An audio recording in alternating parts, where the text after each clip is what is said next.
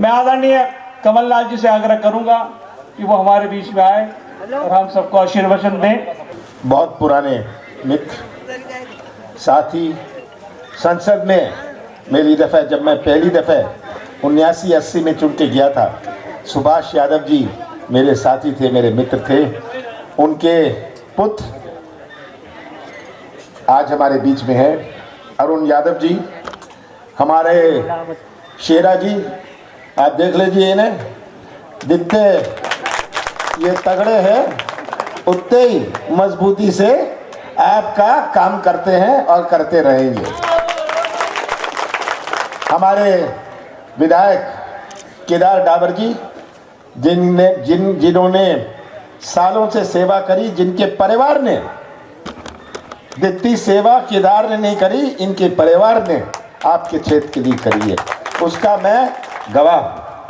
हीरा अलावा जी और हमारे सभी यहाँ साथीगण, हमारे विधायक भी हैं यहाँ, सुखदेव पांसे जी भी हैं, हमारे सचिन यादव भी है। सबका नाम मैं नहीं ले रहा, सबसे सम्मानित हमारा मंच, मेरे साथी और हमारे तगड़े उम्मीदवार बड़ी मजबूती से बोलते हैं और उसी मजबूती से आपका काम भी करेंगे। सभी यहाँ आए हुए आदरणीय बुजुर्गों, आदरणीय माताओं और ये जोश से, स्वप्नों से भरे हुए नौजवानों, बड़ी खुशी हुई आप सबके बीच में आके। और आज मुझे कहा गया, सुबह प्रशासन ने मुझे 7 बजे कहा बहुत बारिश हो रही है, मत आइएगा, धूलकोट में बादल बहुत है, बारिश बहुत है। मैंने कहा मैं धूलकोट की हवा का चक्कर भी लगाऊं, मैं यहाँ आऊँगा, मैं धूलकोट की मिट्टी खा के जाऊँगा।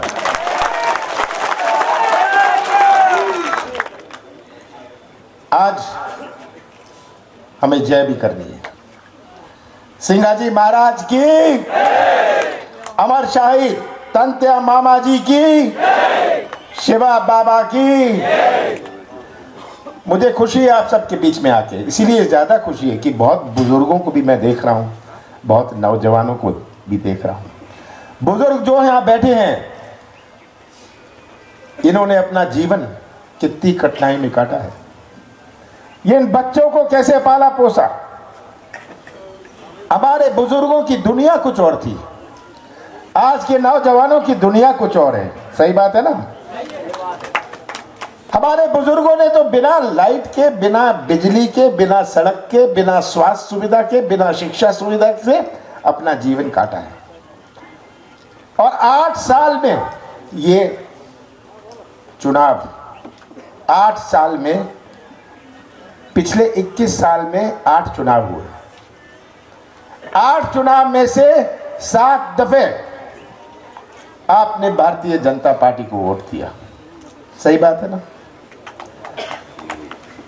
तो मैं तो आपसे पूछता हूं कि आप अपने दिल पर हाथ रख के दीजिए, पूछिए कि आपके साथ कितना धोखा हुआ, कितना धोखा हुआ आप सबके साथ, खास करके हमारे नौजवानों के साथ।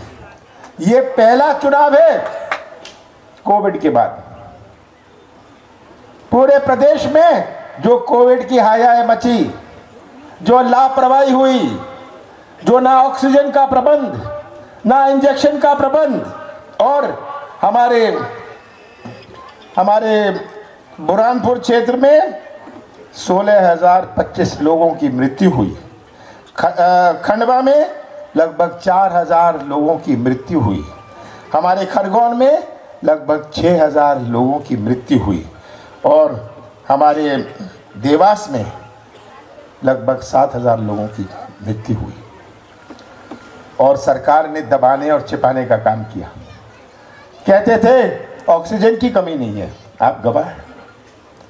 इंजेक्शन की कमी नहीं है,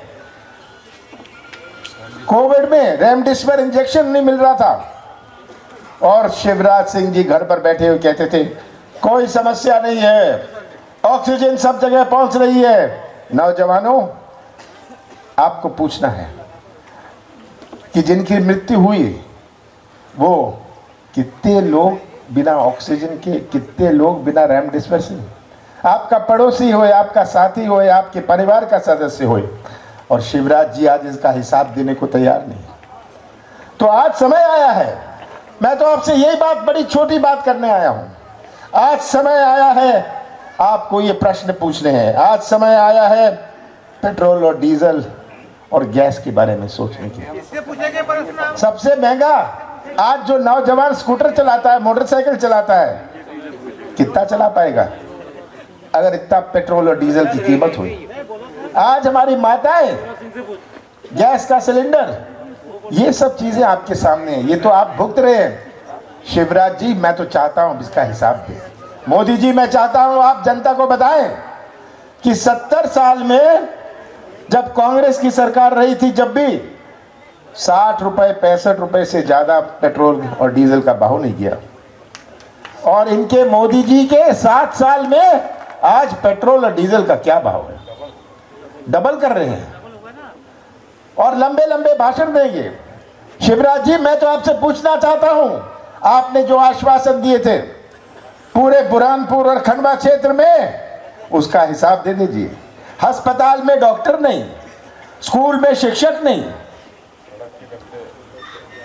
खंभों में तार नहीं, पर क्या चीज है? बिजली का बिल है। बिजली का बिल आज आप भुगत रहे हैं। 15 साल बाद कांग्रेस की सरकार बनी थी। 20 दिसंबर 2020 को कांग्रेस की, 2018 को कांग्रेस की सरकार बनी। कैसा प्रदेश उन्होंने मुझे सौंपा? ऐसा प्रदेश जहां किसानों की आत्महत्या में मध्य प्रदेश नंबर 1, ऐसा प्रदेश जहां बेरोजगारी में नंबर 1, ऐसा प्रदेश जहां महिलाओं की अत्याचार पर मध्य प्रदेश नंबर 1, ऐसा प्रदेश जहां भ्रष्टाचार में नंबर 1, ऐसा प्रदेश जिसके मुख्यमंत्री ने 22,000 घोषणाएं कर दी थी। कितने नारियल फोड़े थे? अब चुनाव आता है तो ये नारियल अपने जेब में लेके चलते हैं। जब भी चुनाव आता है यहां आएंगे, उनसे कहिएगा नारियल फोड़ दीजिए। अब तो शिवराज सिंह जी का भी समय आने वाला है। 2 तारीख की गिनती के बाद शिवराज जी, आप प्रदेश याद रखेगी जब आप नहीं रहेंगे कि आपकी कितनी घोषणाएं थी। जहां नदी नहीं है, आपने पुल की भी घोषणा कर दी। ये इस तरह की घोषणाएं करते थे। हमारी सरकार बनी, हमने अपनी नीति और नियत का परिचय दिया। सबसे बड़ी चुनौती हमारे कृषि क्षेत्र की, कृषि क्षेत्र की सबसे बड़ी चुनौती, ये किराने की दुकान या धूलकोट का बाजार चलता है जब किसानों के जेब में पैसा होता है, जब क्रय शक्ति होती है। हमारे किसानों के बेटे अच्छी पढ़ाई कर सकते हैं, अच्छे कपड़े पहन सकते हैं जब उनके परिवार में कुछ पैसा हो। सबसे बड़ी चुनौती हमारे कृषि क्षेत्र की, कि कैसे कृषि क्षेत्र में एक नई क्रांति लाएं, किसानों के साथ न्याय होए। आज बीज, खाद, बिजली, हमने शुरुआत करी कि किसानों का कर्जा माफ करेंगे, और हमने बुरहानपुर में 17,200 किसानों का कर्जा माफ किया। खंडवा में 58,000 किसानों का कर्जा माफ किया पहली किश्त में। खरगोन में 1,21,000 किसानों का कर्जा माफ किया पहली किश्त में, और देवास में 1,17,000 किसानों का कर्जा माफ किया। ये कहते थे, शिवराज जी कहते थे कोई कर्जा माफ नहीं होगा। कमलनाथ घोषणा नहीं करते। मैंने घोषणा नहीं करी थी कि 100 रुपए 100 यूनिट बिजली का बिल होगा। मैंने घोषणा नहीं करी थी कि मैं पेंशन बढ़ाऊंगा। मैंने घोषणा नहीं करी थी कि मैं मध्य प्रदेश की नई पहचान बनाऊंगा। हमारे नौजवानों के लिए सबसे बड़ी चुनौती हमारे नौजवान हैं। यहाँ नौजवान हैं, बुजुर्ग हैं। कितना दुख है हमारे बुजुर्गों को कि आज ये भटकता हुआ नौजवान, पलायन करता हुआ नौजवान, जहां रोजगार का कोई मौका नहीं, जो मौके थे वो भी चौपट हो गए। कहते हैं ग्रोथ सेंटर, ग्रोथ सेंटर में कुछ नहीं, नाम के वास्ते बोर्ड लगा देना। ये साइन बोर्ड वाली, ये विज्ञापन वाली, ये मीडिया वाली राजनीति को आपको पहचानना है। आज का नौजवान में अपनी तड़फ है, आज के नौजवान की अपनी सोच है। आज का नौजवान कोई ठेका नहीं चाहता, कोई कमीशन नहीं चाहता, वह तो व्यवसाय का मौका या अपने हाथों को काम चाहता है, और कोई मंदिर और मस्जिद में जाके रोजगार नहीं मिलने वाला। ये तो तभी मिलेगा जब निवेश आएगा, उनको तभी फायदा होगा जब जो बड़ी बड़ी योजनाएं हैं उनमें भ्रष्टाचार नहीं होगा। जो बिचौलिए खा लेते हैं कि ये तो है कि पैसे लो काम लो, पैसे दो काम लो, ये जब तक समाप्त नहीं होगा। मैंने शुरुआत करी कि पट्टों की इंदिरा गांधी जी ने ये नीति बनाई थी और ये रुकी हुई थी। हमारा आदिवासी भाई पट्टे के लिए जाता है, दर्ज हो जाता है। मैंने हर कलेक्टर को कहा अपनी कुर्सी बचा लेना, जो पट्टा रिजेक्ट करोगे उसका हिसाब तुझे मुझे देना पड़ेगा, हमारे गरीब आदिवासी को नहीं देना पड़ेगा। और मैं आज कहना चाहता हूं, कांग्रेस की सरकार आएगी, पट्टा आप सबको मिलेगा, पट्टा हमारे आदिवासी भाइयों को मिलेगा। क्योंकि कमलनाथ नहीं कहते, ये तो इंदिरा गांधी जी ने कहा था। मैं तो इंदिरा गांधी जी का स्वप्न पूरा करूंगा, हर सबको पट्टा मिलेगा। चिंता मत करिएगा। हमने तो अपने नीति और नियत का 12 महीने में आपको परिचय दे दिया। मैं कोई लंबी बात नहीं करना चाहता हूं, पर याद रखिएगा कि आपने हर चुनाव में भारतीय जनता पार्टी पर विश्वास रखा। कितना धोखा हुआ, आप अगर जानते हैं अपने पड़ोसियों को बताइएगा, उनकी आंख खोलिएगा। शिवराज जी ना दुख देख सकते हैं, आज ये भटकते हुए नौजवान को देखते हैं, उनको दिखता नहीं है। कहते हैं मैं 1 लाख नौजवानों को रोजगार दे दूंगा, कहने के लिए तो कुछ भी कहलवा लो उनसे। उनको ये गरीब बुजुर्ग आदिवासी बिना पट्टे के बैठे हुए दिखते नहीं है, इनके कान नहीं चलते, आंख नहीं चलती, मुंह बहुत चलता है इनका, इनसे कुछ भी कहलवा लो। तो शिवराज सिंह जी आएंगे, इनसे हिसाब मांगिएगा, कहिएगा आगे की बात छोड़िए, पीछे का हिसाब दे देना हमें। और 28 तारीख को ये सब झंडे नहीं रहेंगे, 27 के बाद ये भाषण नहीं होंगे, 27 के बाद ये मंच नहीं होगा। और जो आप 30 तारीख को बटन दबाएंगे, राजनारायण सिंह का बटन केवल नहीं होगा, कांग्रेस का बटन तो नहीं होगा। ये मैं सबसे बड़ा फैसला भी मानता, सबसे बड़ा फैसला है आप भविष्य का बटन दबाएंगे,